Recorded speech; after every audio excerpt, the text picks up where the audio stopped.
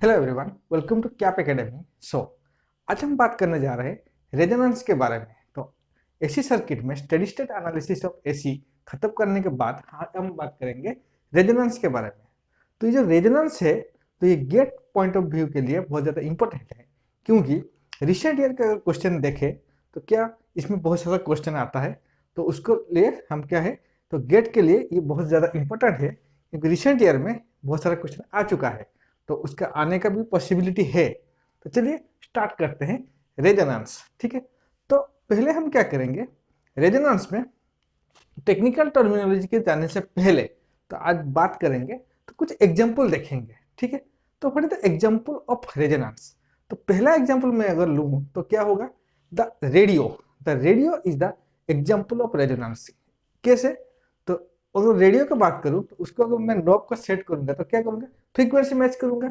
कोई भी एक चैनल को मेरे को सुनना है तो क्या करेंगे, तो उसका जो भी रिसीवर का फ्रीक्वेंसी है, अगर वो मेरा ट्रांसमिशन फ्रीक्वेंसी के साथ मैच करेगा तो उसके बाद मैं इसको सुन सकता हूँ। ठीक है, सेकेंड एग्जाम्पल लूँ तो अगर मैं सोल्जर जो है वो मार्च फास्ट करते हैं, तो जब सोल्जर मार्च फास्ट करके जा रहे हैं, एक ब्रिज आ गया, तो ब्रिज में क्या होगा, वो जो मार्च फास्ट उसको रुक जाता है, क्योंकि अगर वो ब्रिज में मार्च फास्ट करके जाएंगे तो क्या होगा, तो जो मार्च फास्ट करेंगे तो उनका जो फ्रीक्वेंसी है, अगर ब्रिज का नेचुरल फ्रीक्वेंसी है उसके साथ अगर मैच कर जाएगा तो क्या होगा, ब्रिज का कोलैप्स हो जाएगा। ठीक है, तो ये है सेकेंड एग्जाम्पल। थर्ड एग्जाम्पल अगर लूँ तो क्या है, मेरा इंस्ट्रूमेंट, जो भी मैं म्यूजिकल इंस्ट्रूमेंट बजाता हूँ, तो गिटार की बात करूँ तो गिटार में क्या होगा, जब भी स्ट्रिंग होता है तो उसको मैं अगर प्रेस करूंगा तो क्या होगा, तो उसमें एक फ्रीक्वेंसी जनरेट होगा। तो वो फ्रीक्वेंसी अगर मेरा एयर का नेचुरल फ्रीक्वेंसी के साथ मैच कर जाएगा तो क्या होगा, वहां पे साउंड निकलेगा। तो this is another example of my resonance. अगर और एक एग्जांपल लूँ तो क्या होगा, तो घर में म्यूजिक सिस्टम अगर हाई बीट में अगर प्ले करेंगे, जो भी म्यूजिक सिस्टम है उसको मैं हाई बीट में प्ले करूंगा तो क्या होगा, तो उसके म्यूजिक सिस्टम के आसपास जो भी मेरा फर्नीचर है वो वाइब्रेट करना स्टार्ट करेगा। तो क्यों होता है ऐसा, तो वो जो म्यूजिक का हाई बीट का उसका एक फ्रीक्वेंसी होता है, वो फ्रीक्वेंसी अगर मेरा फर्नीचर का फ्रीक्वेंसी के साथ मैच कर जाएगा तो क्या होगा, वाइब्रेशन शुरू हो जाएगा। ठीक है, ये तो था मेरा कुछ example, that is resonance. Then what is the definition of resonance. तो जनरल डेफिनेशन बोलूं, ठीक है, इफ मैं डेफिनेशन का बात करूं, if the driving frequency, the driving frequency of a system match with the natural frequency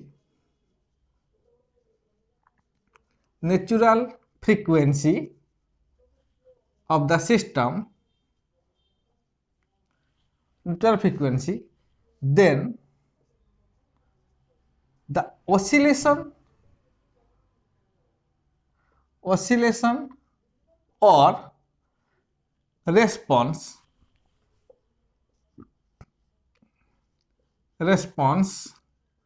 of the system is maximum. Okay, so this is my definition of the resonance. तो क्या होगा, कोई भी system में उसका ड्राइविंग फ्रीक्वेंसी अगर natural frequency के साथ मैच कर जाएगा तो क्या होगा, तो उसमें जो ऑसिलेशन और द रेस्पॉन्स जनरेट होगा वो मैक्सिमम होगा। ठीक है, this is the general definition of the resonance. तो चलिए, तो वो रेजोनेंस मेरा इलेक्ट्रिकल सर्किट में क्यों यूज होता है, तो उसके लिए हम देखेंगे, द रेजोनेंस प्रोड्यूस, मैं लिख सकता हूं, the resonance produce in the electrical circuit due to the presence of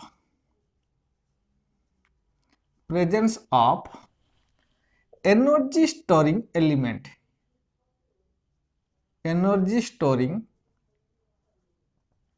element.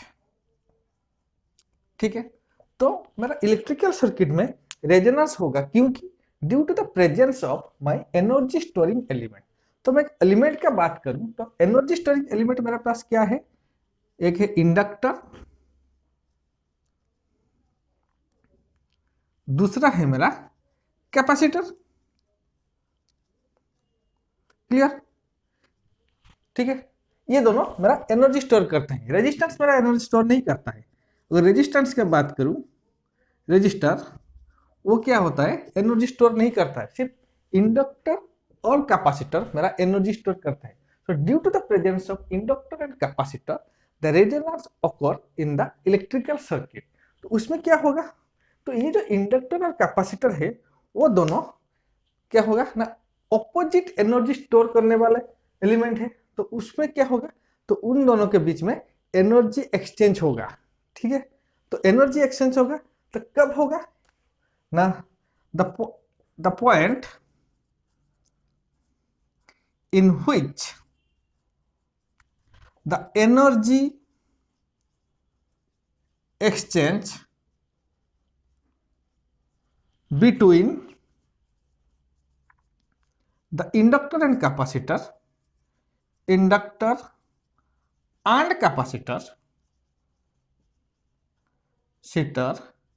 is known as resonance frequency।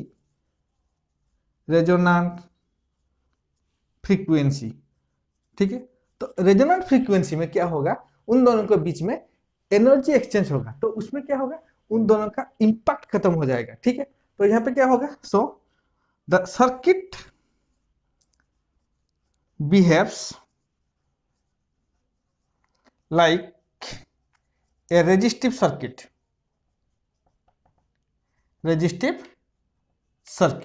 क्योंकि उन दोनों का इंपैक्ट खत्म हो जाएगा at the point of resonance. तो उन दोनों के बीच में एनर्जी एक्सचेंज होगा, तो उसके लिए क्या होगा, वो दोनों कैंसिल आउट हो जाएगा। तो क्या इसके लिए क्या होगा, सिर्फ सर्किट में रेजिस्टेंस रह जाएगा। So the circuit behaves like a resistive circuit. तो इसलिए क्या होगा, so the power factor is unity. ठीक है, क्योंकि ये मेरा रेजिस्टिव सर्किट हो जाएगा, मेरा circuit at the point of resonance. ठीक है, क्लियर? तो इसके बाद हम डिस्कशन करेंगे types of resonance, that is types of resonance circuit. तो मेरा यहाँ पे दो टाइप ऑफ रेजोनेंस सर्किट में डिस्कशन करूंगा। Number one is series resonance circuit,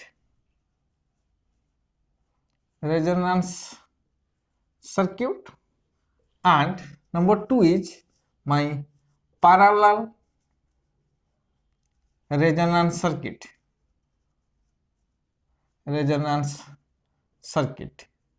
okay, तो पहले हम डिस्कशन करेंगे सीरीज रेजोनेंस सर्किट, और उसका जस्ट रिवर्स हो जाएगा मेरा पैरेलल रेजोनेंस सर्किट। ठीक है, तो चलिए स्टार्ट करते हैं। What is my series resonance circuit? So for series resonance circuit I will take a RLC series circuit. So if I take a RLC series circuit, so this is my V,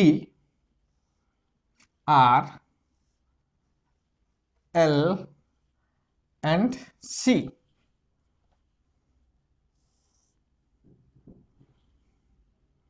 R, L and C. So let the voltage is VR here. This is VL, this is VC. Clear? So now if I apply, let the current is I. Clear? If I apply KVL in the circuit, तो यहाँ पे मैं क्या करूंगा, KVL apply करूंगा, तो क्या हो जाएगा, so V minus VR minus VL minus VC is equal to 0। So this is my KVL equation. तो मैं लिख सकता हूँ equal to V is equal to VR plus VL plus VC। Clear? तो उसके बाद मैं क्या करूंगा, what is my VR value, that is equal to V is equal to I into R plus I into JXL। तो इसमें मैं लिख सकता हूँ JXL plus I into J minus JXC minus JXC। Clear? So तो यहाँ पे देखिए, तो यहाँ पे मेरा, मैं अगर I कॉमन ले लूंगा तो क्या हो जाएगा, R plus JXL minus JXC। ठीक है? So V is equal to R plus JXL minus JXC। So मैं यहाँ पे लिख सकता हूँ V is equal to I into Z.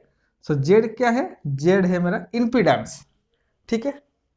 Z is my impedance. So अगर इम्पीडेंस बात करूँ, what is Z, Z is equal to, मैं लिख सकता हूँ R plus J XL minus XC. ठीक है? तो this is my Z value, ये मेरा आ गया जेड का वैल्यू।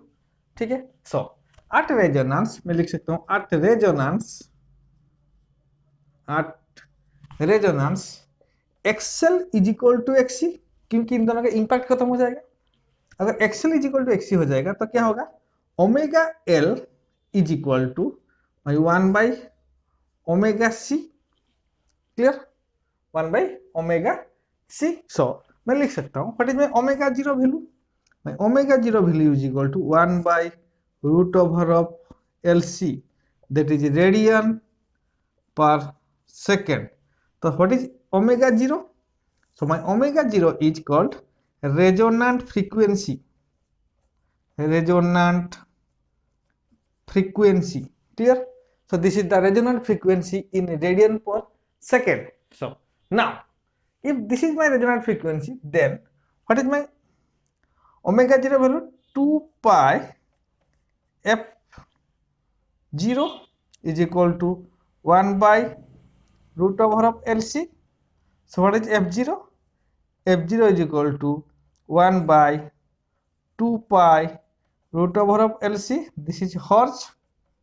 तो मैं, this is resonant frequency in hertz and this is my resonant frequency in radian per second। so this is my resonant frequency in hertz and this is resonant frequency in radian per second।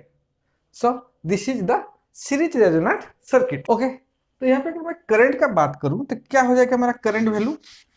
So my current value is, तो मैं लिख सकता हूं at resonant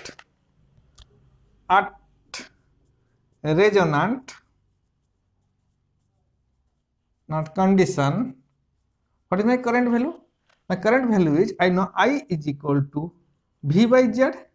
so यहाँ पे देखिए what is my Z value, Z is equal to R, that is minimum।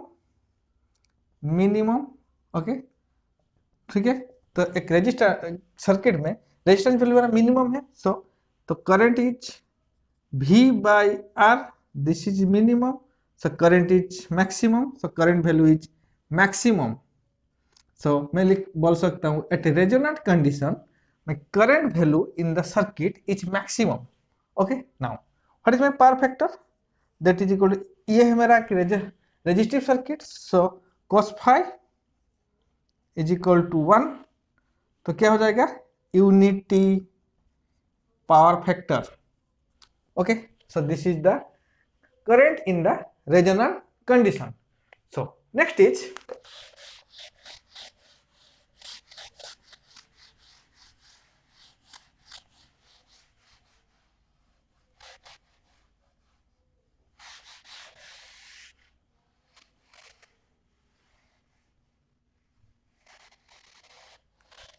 तो यहाँ पे मेरा, तो मैं बोल सकता हूँ नंबर 1 R। ठीक है? सो R is independent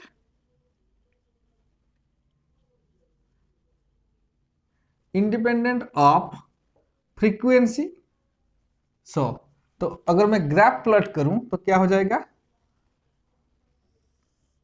this is my omega value. Okay, तो यहाँ पे मेरा आर का वैल्यू कैसे आएगा, if it is independent of frequency, so तो ये कांस्टेंट वैल्यू आ जाएगा, this is my R. Clear, this is a constant. ठीक है, second one is my omega L. ठीक है, ओमेगा एल, तो ओमेगा एल का वैल्यू क्या आएगा, omega L is equal to XL. ठीक है, so than omega L is proportional to XL, तो ये आएगा लीनियर, लीनियर इन नेचर। ठीक है, तो मैं अगर इसको प्लॉट करूं तो इसका वैल्यू आ जाएगा हमारा linear in nature.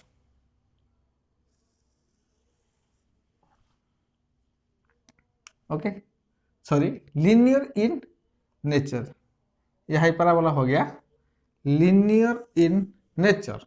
So this is my XL. ठीक है, okay, third one is my XC is equal to minus omega C, तो मैं लिख सकता हूँ XC is proportional to 1 by omega C. So this is hyperbola in nature, parabolic in nature. ठीक है, so तो इसका नेचर क्या आएगा, दिस इज माई हाइपरबोलिक, इसका नेचर आएगा ऐसा। ठीक है, this is my XC. Okay होगा, तो ये तीनों का जो मीटिंग पॉइंट है ये है मेरा यहाँ पे, तो this is my resonant condition, resonant resonant condition.